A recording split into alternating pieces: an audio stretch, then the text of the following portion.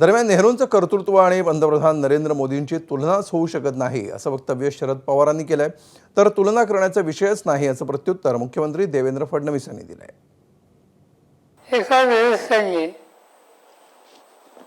अशा स्थितीत अशा नेतृत्वाची तुलना जवाहरलाल नेहरूंच्याकडे केली।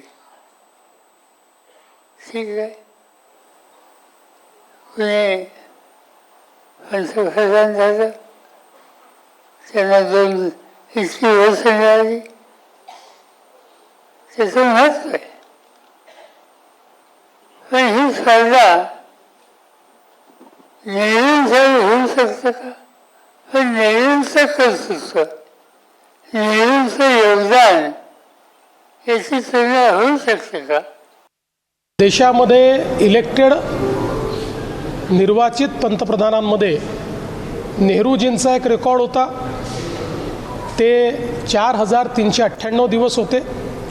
मोदीजी आता 4399 दिवस झाले आहेत आणि पुढेही ते राहणार आहेत। याच्या व्यतिरिक्त नेहरूजींच्या काळात नेहरूजींनी जे केलं ते आपल्याला माहिती आहे, मोदीजींच्या काळात मोदीजींनी जे केलं ते आपल्याला माहिती आहे। तुलना करायचा विचारच नाही आहे, विषय नाही आहे। मुळामध्ये नवभारताच्या निर्मितीमध्ये मोदीजींचं जे स्थान आहे ते अढळ आहे। त्यामुळे मी कोणाशी तुलना करू इच्छित नाही, तुलना करण्याचं कारण आहे।